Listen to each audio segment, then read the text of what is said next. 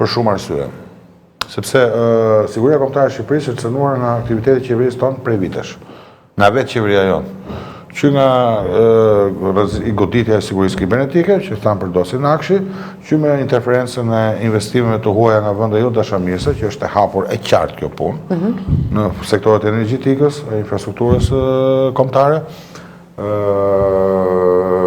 porte, aeroporte, po i shohim çfarë investime kanë hyrë, edhe projekte të tjera shumë shqetësuese, dhe kur flas me përgjegjësinë e ligjit, që është ligj, dhe strategjia e sigurisë kombëtare të miratuar nga Parlamenti i Shqipërisë në vitin 2024, e updateuar që nga viti 2014 kur ishte parafundit, dhe qeveria shqiptare nuk ka bërë asgjë, Këshilli i Sigurisë Kombëtare nuk bën asgjë për të marrë masa një që të ristabilizojë sigurinë kombëtare për shkak të mungesës vullnetit ose vullnetit dashakeq të institucioneve shqiptare që kanë hapur rrugën edhe krimit organizuar, që ka ndikim shumë të fortë sot në jetën publike, që diskutuar në pjesën e parë, që është cënimi i drejtë i sigurisë kombëtare. Mos hyn deri siguria ushqimore, energjetike, këtu nuk di ku ta kapësh, ku ta lësh cënimin e sigurisë kombëtare në Shqipëri sot. Por në rastin konkret kemi arsye, po diskutojmë me zotin Nano në pushim, që sot Albin Kurti ka thirrur Këshillin e Sigurisë Kombëtare në Kosovë që nuk ka mujahedin brenda. Pra Kosova ka shumë pak arsye se ne, pothuajse hiç, për të ndjerë e kërcënuar nga një rast potencial sulmi. E dyta... Ndërsa ne e shpallim gardën revolucionare të Iranit, organizatë terroriste. Unë nuk e di me çfarë ka shpallur ai, se ky është shpall Facebook. Me çfarë ligji nuk e di, më thoni ju, po e kam fjalën. Që ky është shtet WhatsApp i Facebookut, duket edhe nga dosjet e Spaku, duket edhe nga marrëzirat që lëshohen publik, se duhet një akt që të shpallësh organizatë terroriste. Nuk e di çfarë akti duhet, ligj apo vendim qeverie, nuk e di. Nuk ta them dot, nga pipan teknike nuk jam i qartë, çfarë marrëm atë. Me mund të jetë artikulim rrjetesh sociale. Edhe një herë. Vetëm kaq. Nuk detohet shteti me batuta në Facebook dhe Instagram, as me fotografi. E kam fjalën, ndoshta nuk ka rëndësinë e thënies. Nuk drejtohet shteti. Lutem, nuk drejtohet shteti. Kur ti thua kam shpallur organizatë terroriste, ke marrë një akt ligjor ose nën ligjor që e shpall, se je kryeminist.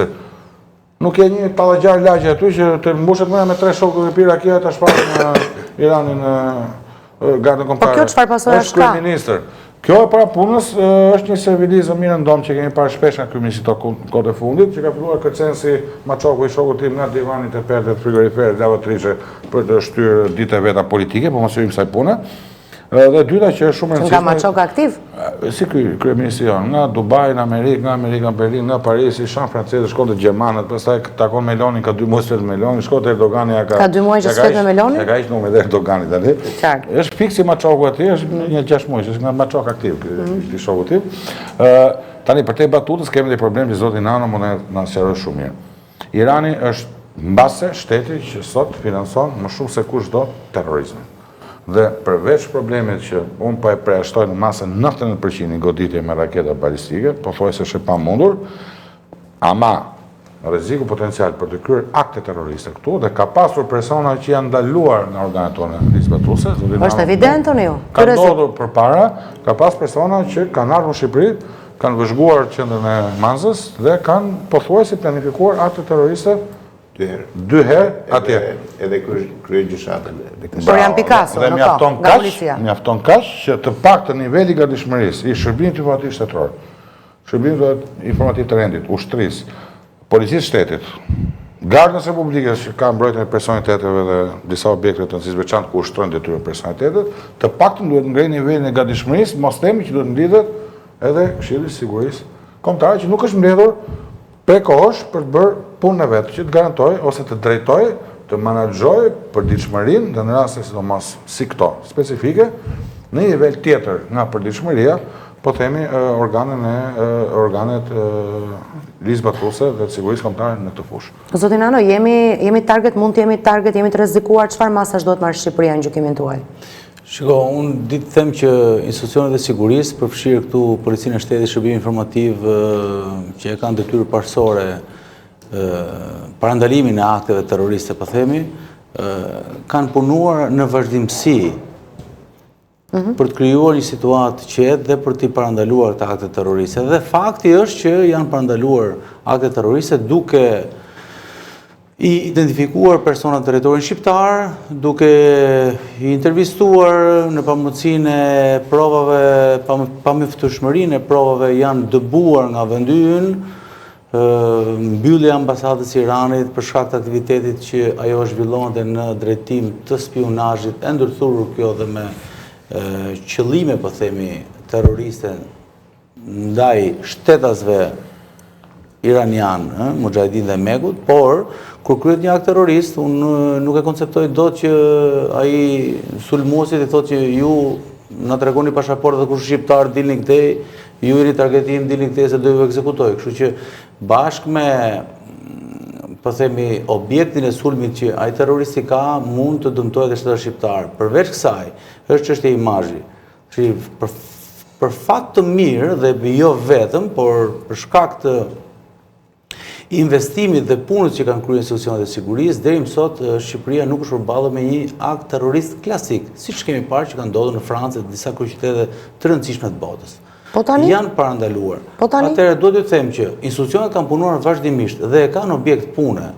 Kuptoj. Nuk kanë ndaluar ndonjëherë se pas ka rëndësi nisi lufta nuk nisi. Atëherë në momentin që fillon lufta, ne gjendemi përballë një konflikti, një lufte midis dy superfuqive siç janë SBA dhe Izrael në drejtim të Iranit, një sistem diktatorial, dhe në këtë moment ne çfarë do bëjmë? Po, pikërisht. Ajo që tha dhe zoti Kulluri, atëherë unë mendimi im, që duhet mbledhur Këshilli i Sigurisë Kombëtare, jo pse do ta zgjidhë këtë punë Këshilli i Sigurisë Kombëtare, por e para një herë të vijnë në tavolinë ato informacione dhe çfarë ka rezultuar deri më sot. A ndikohen operative, sepse Garda Revolucionare e Iranit ka 13.000 operativ që i ka jashtë Iranit. Ku i ka këta? Ku janë vendosur? Baza e fundit e tyre para disa vitesh ka qenë deklaruar në Bosnjë Hercegovinë, që e kemi pasur shumë afër. Shumë pranë, po. Që do thotë, ka qenë deklaruar që janë online gjitha këto informacione që më them. Çështja është e tillë që këta operativ janë 13.000, por nuk është se janë këta ata që e shkrepin, nuk është se janë këta ata që e vendosin eksplozivin, por këta punojnë gjithmonë në proxy. Nuk kontraktojnë grupe kriminale, persona të implikuar në aktivitet kriminal apo të radikalizuar, të cilët marrin përsipër për të kryer sulmin kundrejt një pagese. Këta mund të jenë dhe shqiptar, po thoni? Pra rekrutohen njerëz të tillë? Këta mund të jenë dhe shqiptar, në rastet që ne kemi pas më parë, i kemi bërë dhe publike, mbaj mend një konferencë për shtyp që kemi bërë në atë kohë me drejtorin e përgjithshëm të Policisë së Shtetit. Unë kam qenë në detyrën e drejtorit antiterrorit dhe e kemi publikuar të gjithë skemën e këtyre personazheve. Pra si do funksiononte? Jo, e kemi publikuar me idenë për t'ju thënë që shiko, ne e dim. E kuptoj. Ne e dim që ju jeni këtu. Ndërmerrni veprime aktive për të arritur më pas në fazën tjetër të operacionit në goditje. Kështu që mbas kësaj, ajo që kemi diskutuar edhe me shërbimet e huaja partnere, na është thënë që edhe vetë në MOIS, në Ministrinë e Inteligjencës iraniane, ka pas një impakt, sepse janë ndjekur operativat e tyre. Kanë pas një impakt dhe ata janë tërhequr me qëllim që të mendojnë se si do të realizojnë. Pra ishin rekrutuar shqiptar në atë kohë? Jo, ishin shtetas huaj në fakt në atë kohë, shtetas huaj. Okej. Çështja është e tillë që u deklarua dhe sot nga një drejtues iranian i cili tha që ushtria jonë, kjo ndoshta duhet jetë dhe një deklaratë politike për shkak se mbi 40 zyrtarë të lartë janë vrarë iranian, janë vrarë gjatë sulmeve të fundit, dhe kjo për t'i dhënë ndoshta edhe një motiv doza optimizmi atyre që të ecin përpara dhe mos demotivohen. Po patjetër atë e ka dhe ai deklaroi që të gjitha njësitë tona ushtarake veprojnë të decentralizuar, është që u diskutua pak më para që ndoshta kanë një plan para prak që nëse ndodh kjo dhe ju nuk keni komunikim më me drejtuesit e strukturës, atëherë ju do të vazhdoni të ndiqni planin deri në fund.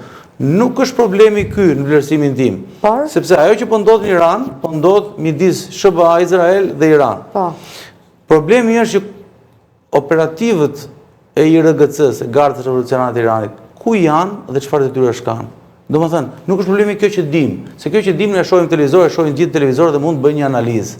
Tani mund të jenë këtu duke patur parasysh edhe 3500 mujahedinët që ne strehojmë? Çfarë nuk dim? Unë nuk besoj që ka vend për panik, realisht. Nuk them që jemi të sigurt 100%, sepse ju a thash edhe pak më përpara, problemi është çfarë nuk dim. Pra,